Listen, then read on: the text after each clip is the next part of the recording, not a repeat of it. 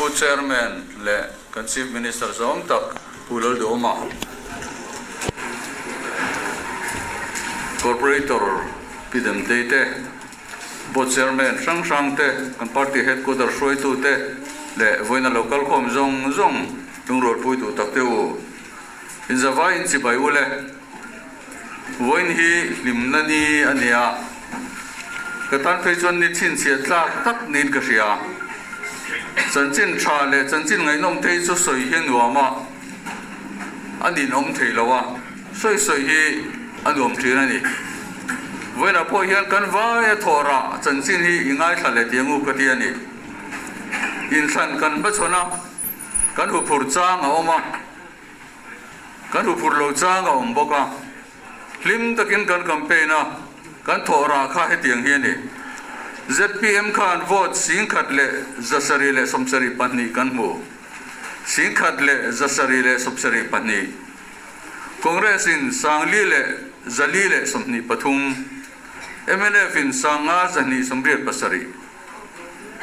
kan vote mu kha atamani MNF min nai tu berina min thau na hi vote sanga le zali le somriat pangani atamani Congress te MNF te vote belkom po khanin kan vote mui aphalo chu chu ge ni kan ti chon in thora ave kan ni kha kha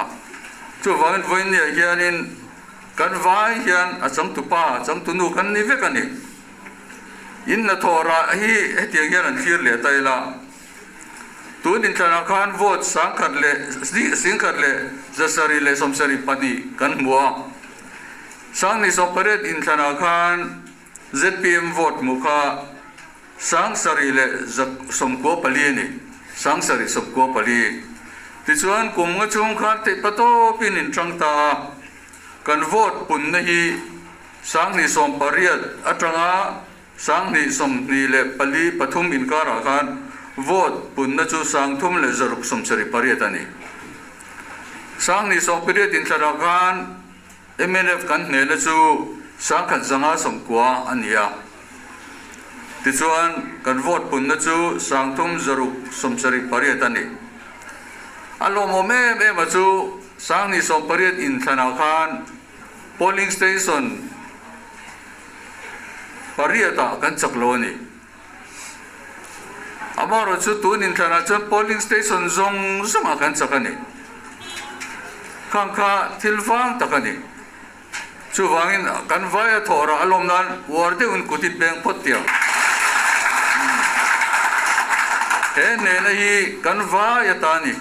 ke chu party ai oin kan hong tu ten minda party symbol angin kan omai ni chu an ne na chang tu te chu nang ni hin ni democracy hero puye me ma mi pui ro re na kan tia in khan te yan democracy ro pui ya shilin ka sia mi pui te sarkar kan tia mi puso na ai oten thanga ke chu party ai in the chu kaloni ta atlinga ka thei ta ke motia won mai ya ol thin amara chu atto asiam tu athang ting tu ka tiang ti the ti tu din ti thei tu ka chu mi puyen ni chu wain mi pui ai oin kan dinga party ya oma ho tu te kan ne ka tiang kan in khai chon dan mu mal tak omani chu tiang chan mi pui sarkar na hi alo thina ni kan ho tu de tu soi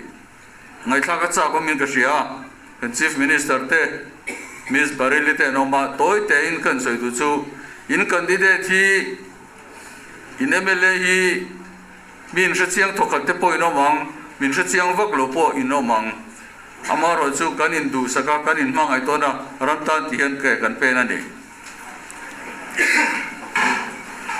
kapa hi thanjama nia UT hunlai masa district council hunlai khan forest garden om thina ni saka ko somsari pani UT kan ni khan sarkar in CA circle assistant kan tia hian adavea district hunlai khan in munten pe vea kita treasury square tlang tuna tam tak chon in sianga kan om na mun ki an pe ve ni saka zakwa somriat le pathuma MA ka zoa chumi kum vek chuan PC party ka zom ngala MA zirchuak lim somni le panin PCN zom anti zinga mi kakani ka thiante sarkar da tokte pastor ten ankal darzo ve ka ke hi politics ala ti trau kania mian khongai thei le ni kan tling thei si lawa ti chuan saka zakwa somriat pathuma ML party zom ka saka zakwa somriat palia kan PC party kan anjinga tang hian pakhatal chu candidate city pengu antia keile lomte a lom sang zadeng ka kanin nona ke hian ka tila kan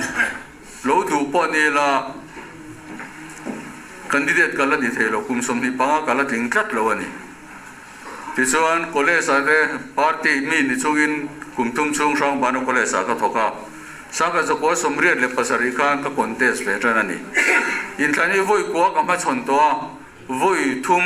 ka tlinga voi rukhi ka tla lo tlin le lo cham om zia hi election ka tem ve ve ni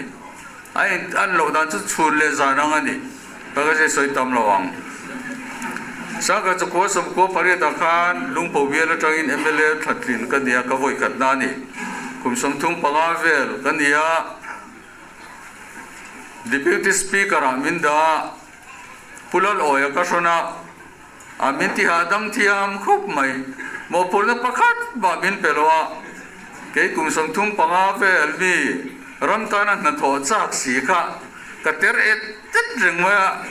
mase ti turi min pe ve bok si lawa deputy speaker ni omzia ka tembok kan la no pangdewa me cheveng mai faidon local ya ka zakat mai le ngala athina da ka tiang khan kan hunte kan manga kan tla chawa ti chone pu do ma kan zuya anian mal somna keng nge ken mal somna ka keng zok po ka shelo a ho chon kan dok zat baya mi puin min be se na sang le mai in than ma khan ko korap lowang ti ka soi thina in bula korap lo tur point kalzel katuma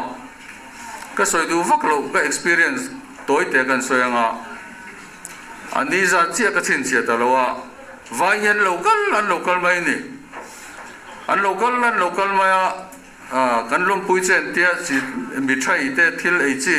fruits te dry fruit te ro keng trira voi ka chu bizong me chia pakhat le vai pakhat he lokala kan ti tui chokop maya me chia kanin ka fort kan mang lo ka nge tia chok ta mi pa chu vai pa chu chuam ta vai pa chu ni le khatel hi ron la chu ka do kan ka ma de he na ron da he nge ni atia ita turan ni kha atia kan ne da clip ni yen de pakhat ka chu zanga clip ni ti ka chenga pakhat ka chen clip nge ka shalo he tiang hi ti lo turin kan in tiama chu wangin poisa hi ka ro ni lo chu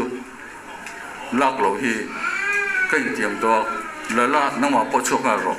ka tia a zap khop maya a chok da na ka tiang chu ka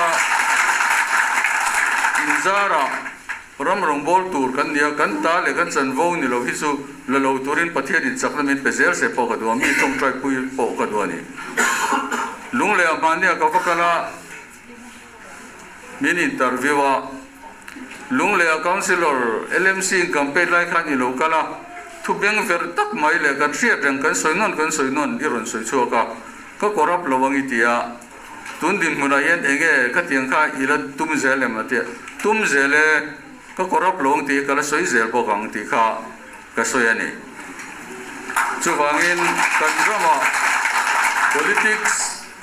politician te corruption a indam toina rin len na sa takanom amaro chu he sarkar pu duama sowa kan sarkari chon korap lampang hi chu